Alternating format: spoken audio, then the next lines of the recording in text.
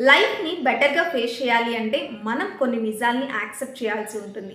ఆ నిజాలు చేదుగా ఉండొచ్చు, కానీ వాటిని అర్థం చేసుకుంటేనే మనం ఎమోషనల్లీ, ఫిజికల్లీ, ఇంటర్నల్లీ స్ట్రాంగ్ అవ్వగలుగుతాం, మెచ్యూర్గా ఆలోచించగలుగుతాం, మన ఆలోచన విధానాన్ని, జీవన విధానాన్ని మార్చుకోగలుగుతాం. అలాంటి చేదు నిజాల గురించి ఈ వీడియోలో మనం మాట్లాడుకోబోతున్నాం. హలో అందరికీ, నేను మీ Teju. Welcome back to Teju's ideas. First చేదు నిజం, కష్టాలు పడకుండా, ప్రాబ్లమ్స్ ఫేస్ చేయకుండా ఎవ్వరూ స్ట్రాంగ్ అవ్వలేరు. కష్టాలు పడకుండా మనం ఎవ్వరం strong అవ్వలేం, physically, emotionally, mentally.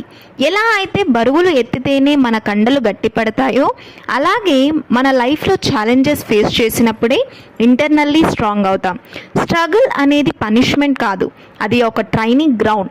Strong అవ్వాలన్నా, సక్సెస్ అవ్వాలన్నా, కాన్ఫిడెన్స్ని గెయిన్ చేయాలన్నా మన భయాన్ని, ఎమోషన్స్ని దాటి వాటిని ఫేస్ చేయాలి. ప్రతి ఛాలెంజ్, ప్రతి ప్రాబ్లం, ప్రతి కష్టం ఏదో ఒకటి నేర్పిస్తుంది, స్ట్రాంగ్ చేస్తుంది. చాలా కంఫర్టబుల్గా పెరిగిన వారికంటే కష్టాలు పడిన వారు స్ట్రాంగ్గా ఉంటారు. అలా అని కష్టాలు రావాలని కోరుకోము, కానీ వచ్చినప్పుడు స్ట్రాంగ్గా ఉండడం నేర్చుకోవాలి. ఈ మధ్య నేను ఒక కోట్ చదివాను. No tree it is said can grow to heaven unless its roots reach down to హెల్.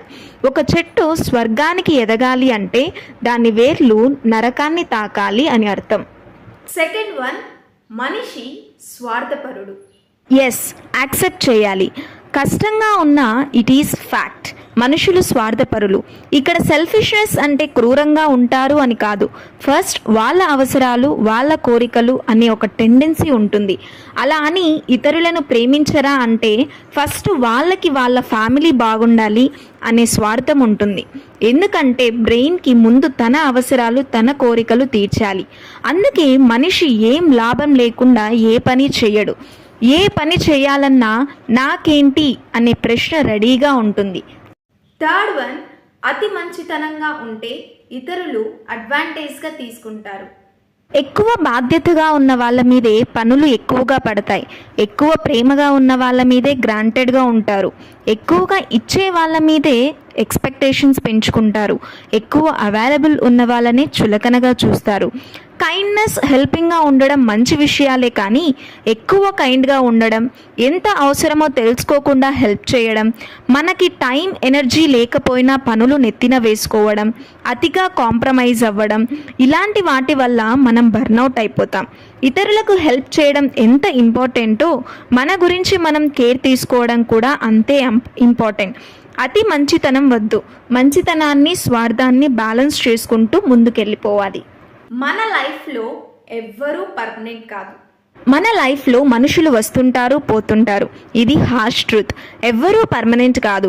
ఆఫీస్లో, షూట్లో, ఫ్యామిలీస్లో ఇష్టమైన వాళ్ళలో చనిపోవచ్చు. ఇలా ఏదైనా జరగచ్చు. లైఫ్లో ఎవ్వరూ పర్మనెంట్ కాదు అని తెలిస్తే మన ఇష్టమైన వాళ్ళు మన పక్కన ఉన్నప్పుడు వాళ్ళతో గ్రాంటెడ్గా కాకుండా క్వాలిటీ టైం స్పెండ్ చేయొచ్చు. శాశ్వతం కానిది ఎప్పుడూ విలువైనది. మన హ్యాపీనెస్ పక్కన వాళ్ళ చేతిలో పెట్టకుండా ముగిసిపోయిన రిలేషన్స్కి బాయ్ చెప్తూ కొత్త రిలేషన్స్కి వెల్కమ్ చెప్పొచ్చు. Next one, life is not fair.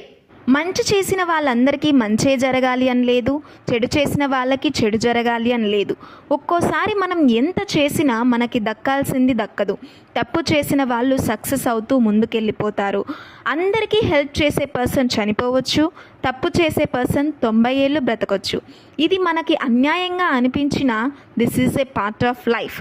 Life is not fair. అన్నిట్లో ఫెయిర్గా ఉండాలి అని లేదు. ఫెయిర్గా జరగాలి అని అనుకుంటే అన్నీ మనం సెల్ఫ్ కంట్రోల్ చేసుకోలేకపోతాం. అన్ఫెయిర్గా జరిగిన ప్రతిసారి బ్లేమ్ చేయాల్సి వస్తుంది. అఫ్కోర్స్ కొన్ని సిచ్యువేషన్స్ యాక్సెప్ట్ చేయలేం, కానీ యాక్సెప్ట్ చేయాలి. నెక్స్ట్, మనం ఏదో ఒక రోజు చనిపోతాం.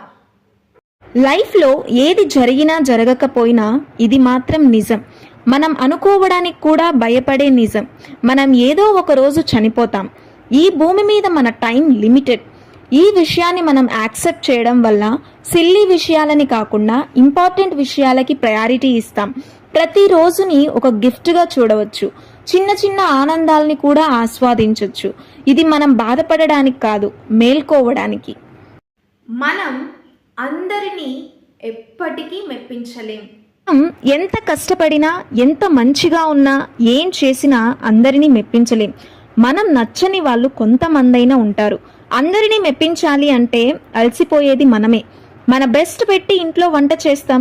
ఒకరు బాగుందంటారు, ఒకరు స్పైసీగా ఉందంటారు. సోషల్ మీడియాలో ఒక వీడియో అప్లోడ్ చేస్తాం. కొంతమంది ఎక్సలెంట్ అంటారు, కొంతమంది నెగిటివ్ కామెంట్స్ చేస్తారు. మనం జాబ్ చేయకుండా హోమ్ మేకర్గా మారితే కొంతమంది మంచి పని చేసావంటారు, కొంతమంది చదువు వేస్ట్ అయిపోయింది అంటారు. ఇలా అందరినీ ఎప్పటికీ మెప్పించలేం అని గుర్తుపెట్టుకుంటే మనకి చాలా ఫ్రీడమ్ వస్తుంది. అందరి ఒపీనియన్స్ గురించి ఆలోచించము, చాలా క్లారిటీ వస్తుంది.